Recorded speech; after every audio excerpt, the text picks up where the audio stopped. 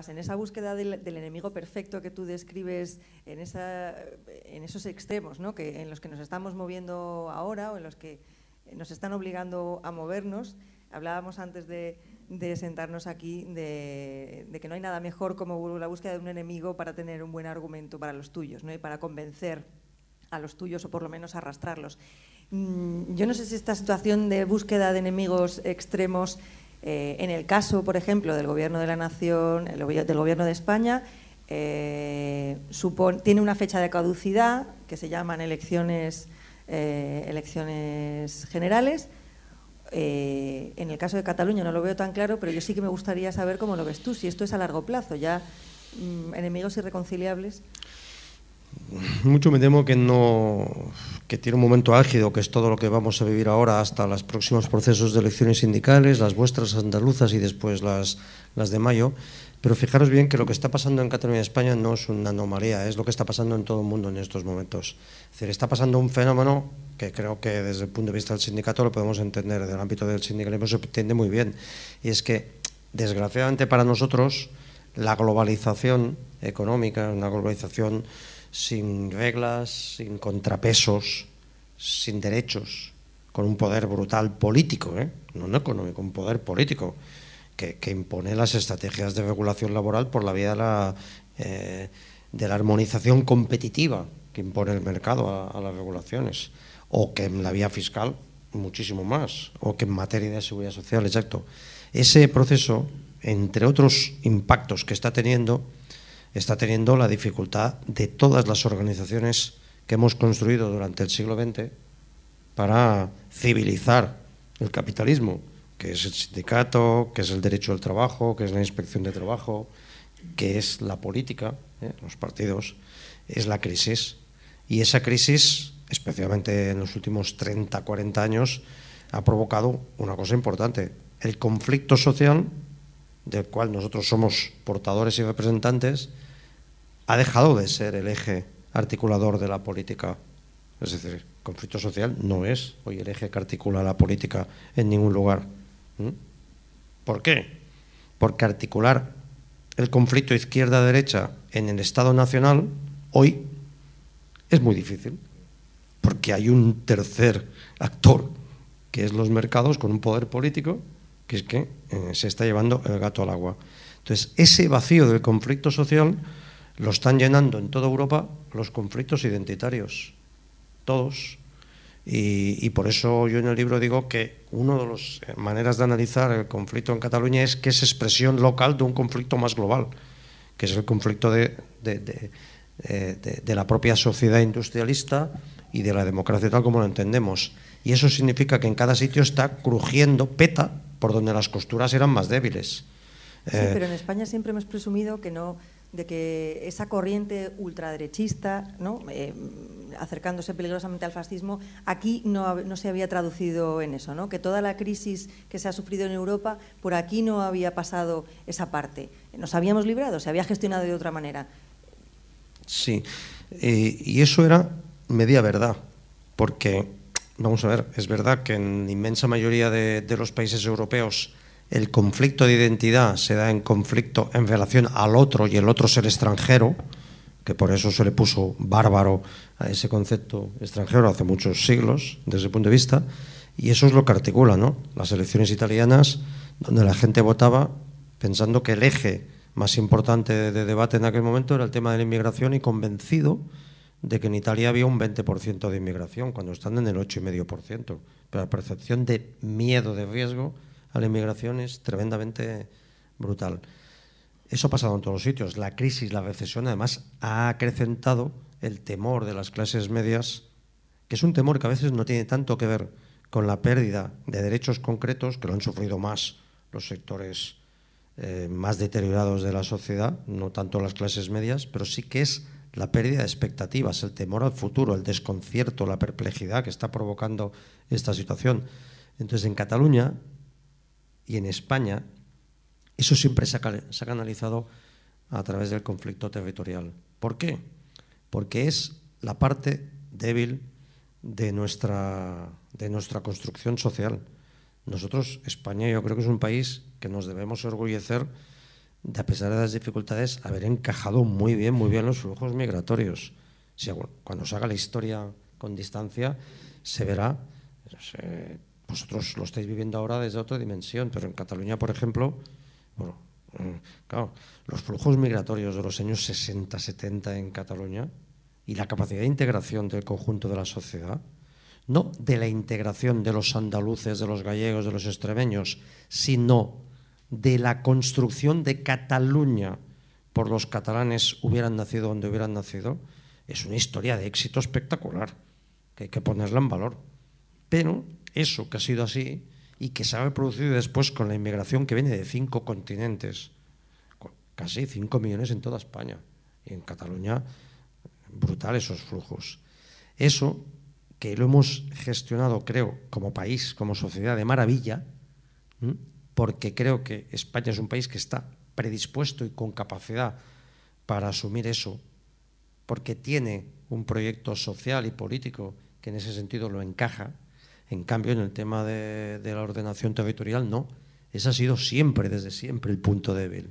Ha continuado existiendo. Y cuando ha habido la confluencia de toda la ofensiva de Aznar 96-2000 de mutación constitucional, el intento de superarlo a través del estatuto y el desastre del debate del estatuto con el PP utilizando y manipulándole. Y eso encima, esa hojarasca que estaba en el bosque, que había llenado el bosque, llega la crisis, la recesión, y le pone chispa a eso. Entonces, claro, ante esa situación, la expectativa generada con el independentismo ha subido de nivel el conflicto identitario. Y a lo que tú me preguntabas, ¿eso va a durar?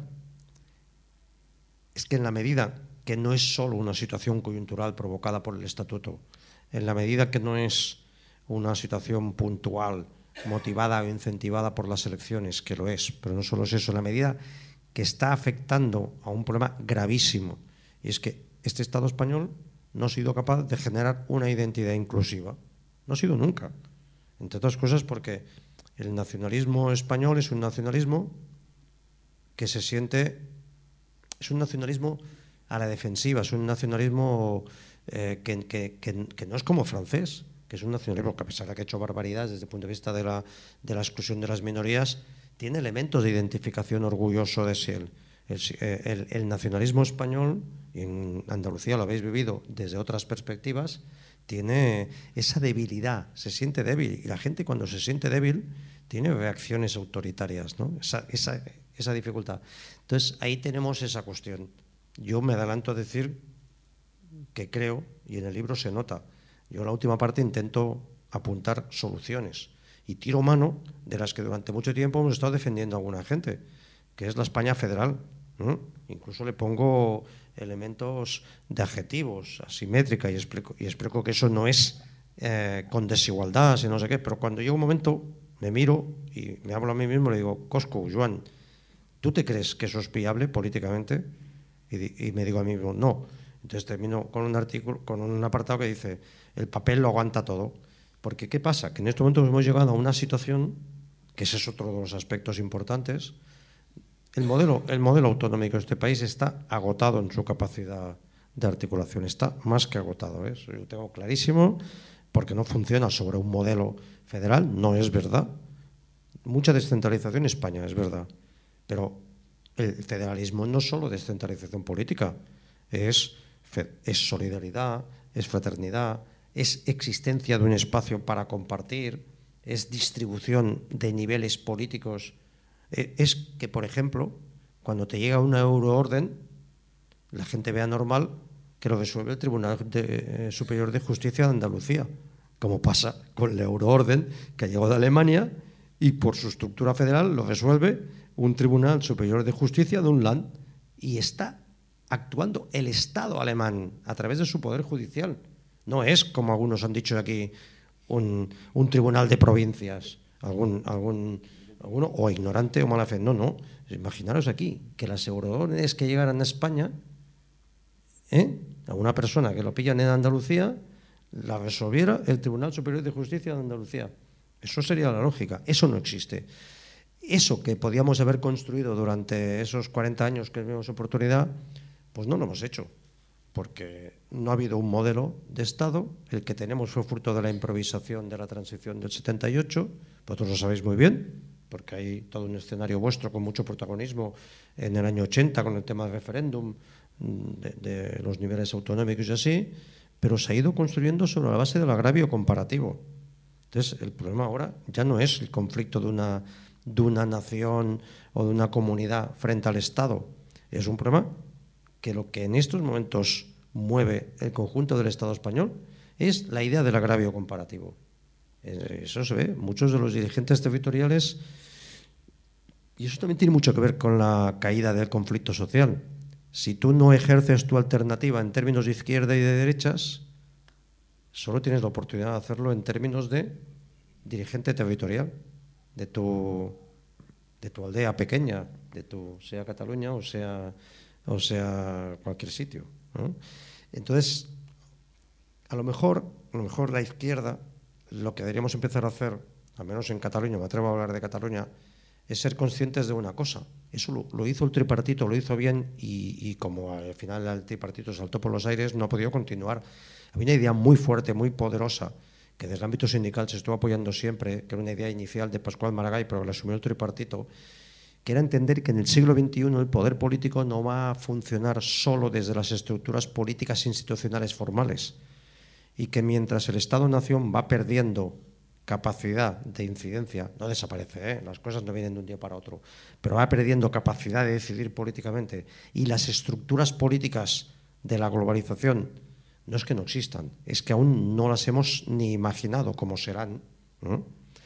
Mientras va a ejercer mucho poder político la economía, los mercados, y allí los espacios, llamémosle económicos, en ese momento pueden jugar un papel muy importante.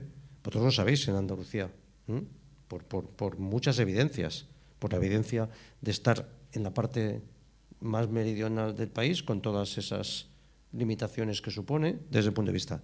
En el caso de Cataluña había una idea que es configurar un espacio económico sin articulación política que agrupara los intereses de áreas que son intraestatales, que es Toulouse, Montpellier, Marsella, Baleares, Valencia, Zaragoza, Cataluña. Ahí hay unos elementos de sinergia espectaculares que no tienen por qué estar confrontados con el resto de España, que pueden permitir, por ejemplo, en la industria de la automoción, que se trabaje en términos de sinergia y no en términos de competición. Pero claro, y acabo con eso, y acabo con una cosa que conocéis bien. Si resulta que en un momento determinado en España, sabéis que hubieron 3 intentos de hacer 3 grandes clústeres del sector aeronáutico. Puñetas, es que España es una mierdecita en el mundo, perdonad. 3. Había la fuerza histórica de Sevilla, con aeronáuticas, ¿no? Jaime Montes, Casa, todo. Pero tenemos ahí Toulouse. En el mejor de los casos, España, en alguna zona, puede jugar un papel de incardinación con ese gran monstruo que es Toulouse. Pero es que 3, Andalucía a través de Sevilla, Madrid y Cataluña, intentando hacer 3 clústeres del sector aeronáutico. Esto no lo aguanta. Ahí o se va a una cultura federal de cooperación, también en ese aspecto, o la cosa salta por los aires. Entonces, yo diría que lo mejor que podemos hacer la izquierda es intentar ver cómo somos capaces de ubicarnos en el ámbito del siglo XXI, especialmente en Cataluña, intentar crear ahora las estructuras políticas de un Estado-nación que pudieron ser en el XIX y no fueron, intentar hacerlas en el XXI es una ucronía que solo puede terminar como ha terminado, con una hostia espectacular.